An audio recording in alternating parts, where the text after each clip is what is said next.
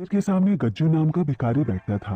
गज्जू बहुत गरीब था और मंदिर आने वाले लोगों से मिलने वाली भीख से ही उसका गुजर बसर हो रहा था। रहने के नाम पर गज्जू के पास झुग्गी बस्ती में एक टिन की कोठी थी, जिसमें मुश्किल से 2 आदमी रह सकते थे। गज्जू की जिंदगी में तो जैसे सुख लिखा ही नहीं था। गर्मी में वो टिन की कोठी इतनी गर्म हो जाती कि रोटी रख दो तो वो भी सिक जाए, और जाड़े में इतनी ठंडी कि बर्फ भी गर्म लगे। इन सब से परेशान गज्जू हमेशा अपनी किस्मत को कोसता रहता था। ऐसे ही एक गर्मी की रात गज्जू अपनी टिन की कोठी में बैठा था। एक तो जिंदगी में वैसे ही अच्छा खाना और अच्छे कपड़े नसीब नहीं है, ऊपर से ये टिन का डब्बा। अरे यार, कितनी गर्मी है यहाँ। पता नहीं इस फकीर की किस्मत पलटेगी भी या यूं ही भीख मांगते मांगते और इस टिन के डिब्बे में सड़ते हुए निकल जाएगी। गज्जू का अपनी किस्मत के ऊपर से पूरी तरह से भरोसा उठ चुका था कि तभी उसकी जिंदगी में कुछ अच्छा हुआ। सरकार ने गरीबों के घर में मुफ्त बिजली देने का आदेश दे दिया, जिसके चलते गज्जू के घर में भी बिजली कनेक्शन हो गया। लेकिन उस बिजली का गज्जू क्या करता? उसके पास तो ऐसा कोई सामान ही नहीं था जो बिजली से चलता हो। एक तो वैसे ही गरीबी गज्जू का मजाक बना रही थी, ऊपर से इस बिजली कनेक्शन ने गज्जू को और चिड़चिड़ा कर दिया। हे भगवान, ये कैसा मजाक है? ये तो तू मेरी गरीबी का मजाक उड़ा रहा है। इंसान क्या कम था मजाक उड़ाने के लिए, जो तू भी मेरा मजाक उड़ा रहा है? अरे जब कोई बिजली से चलने वाला सामान ही नहीं है तो मैं इस बिजली कनेक्शन का क्या करूंगा? गज्जू की आंखों से आंसू निकल आए, लेकिन पूछे और फिर से भीख मांगने निकल गया। गज्जू की कोठी से मंदिर तक के रास्ते में एक कबाड़ खाना पड़ता था। वैसे तो गज्जू इस दुकान की तरफ मुड़ के भी नहीं देखता था, लेकिन आज अचानक उसकी नजर कबाड़ खाने की ओर चली गई थी। असल में आज गज्जू को उस दुकान के कबाड़ में एक टूटा फ्रिज दिखाई पड़ गया। बिजली तो उसके घर में आ ही गई थी, इसलिए गज्जू एक बार अपनी किस्मत आजमाने उस कबाड़ खाने की ओर बढ़ चला और जल्दी से कबाड़ खाने पहुंच गया, जहां कबाड़ी अपना सामान सजाए बेच रहा था। अरे भाई, कितने का लगाए हो फ्रिज? भैया जी 50 रुपए एक दाम। अरे हालत देख रहे हो मेरी, 50 रुपए तो नहीं है, 40 है। बताओ 40 में बेचोगे क्या? अब भैया कबाड़ में क्या मोल भाव करना, फिर भी चलो ले जाओ 40 में। तुम भी क्या याद रखोगे? गज्जू ने उस फ्रिज को सस्ते में खरीद लिया और उसे जाकर अपनी कोठी में रखाया। गज्जू कोठी से वापस फिर से मंदिर भीख मांगने चला गया और रात को वापस आकर सो गया। रात में कोठी वापस आकर जब गज्जू ने फ्रिज को ध्यान से देखा तो पाया कि वो फ्रिज काफी अच्छी हालत में था, बस उसे थोड़ी मरम्मत की जरूरत थी। अरे ये फ्रिज तो चलने की हालत में है, कल ही जाकर इसे मुन्ना से ठीक करवा लेता हूँ। क्या पता इसी बहाने मेरे इस कबाड़ में फ्रिज जैसी महंगी चीज लग जाए। अगली सुबह गज्जू उठकर सबसे पहले मुन्ना इलेक्ट्रिशियन के पास गया। मुन्ना गज्जू का दोस्त, जो पुराने इलेक्ट्रिक सामान की मरम्मत करता था। पैदल चलते चलते गज्जू कुछ ही देर में मुन्ना की दुकान पर पहुंच गया। भाई कैसे हो? अरे गज्जू, आओ आओ, मैं तो बढ़िया हूँ। तुम बताओ, बड़े दिनों बाद आना हुआ। क्या बताऊँ मुन्ना भाई, बस 2 वक्त की रोटी के लिए इधर उधर घुमा करता हूँ।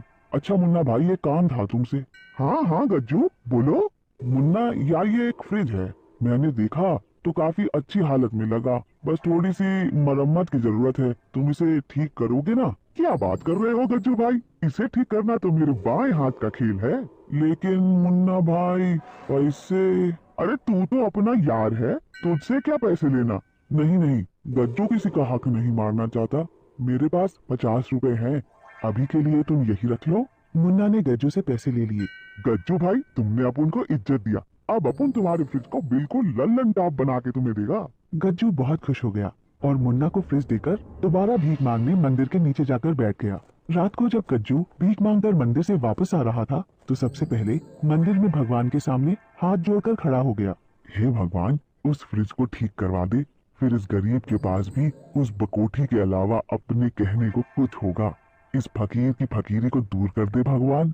गज्जू ने झुककर भगवान को प्रणाम किया और वापस मुन्ना की दुकान की ओर चल दिया। जब तक गज्जू मुन्ना की दुकान तक पहुंचा, तब तक मुन्ना पहले से ही गज्जू के फ्रिज को पूरी तरह ठीक कर चुका था। मुन्ना ने उस फ्रिज को ठीक करके बिल्कुल नए फ्रिज जैसा चमका दिया था। उस फ्रिज को देखकर गज्जू बिल्कुल दंग रह गया।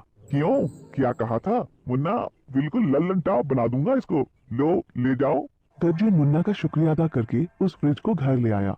घर आते ही उसने उस फ्रिज को लाकर चालू कर दिया और उसमें एक कटोरा पानी भरकर रख दिया। इसके बाद गज्जू खाना लेने चला गया। वापस आकर खाना खाने के बाद बची हुई एक रोटी गज्जू ने फ्रिज में रख दी और आराम से सो गया। अगली सुबह गज्जू ने पानी पीने के लिए जैसे ही फ्रिज खोला, उसके तो होश ही उड़ गए। असल में रात की जो बची हुई रोटी गज्जू ने फ्रिज में रखी थी वो अब सोने की रोटी में बदल गई थी। अरे देवा, ये तो कमाल हो गया। ये फ्रिज तो जादू ही निकली। गज्जू उस रोटी को बार बार छू के देखने लगा, लेकिन उसे विश्वास नहीं हो रहा था। उस रोटी को गज्जू एक सोनार के पास ले गया और उससे उस सोने की रोटी को परखने को कहा। अरे भैया, ये तो बिल्कुल खरा सोना है, इसे मुझे बेच दो, जो कीमत मांगोगे वो दूंगा। अच्छा ऐसा है, तो लाओ 1 लाख रुपए इसके।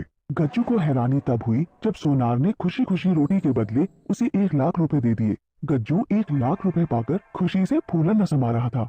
उसने अपनी जिंदगी में इतने पैसे एक साथ कभी नहीं देखे थे। लेकिन गज्जू एक समझदार आदमी था। अब उसने उस फ्रिज में थोड़ा थोड़ा सामान रख के उसके सोने में बदलने के बाद उसे बेचकर काफी पैसा इकट्ठा कर लिया और उन पैसों से एक इलेक्ट्रॉनिक सामान की दुकान खोल ली।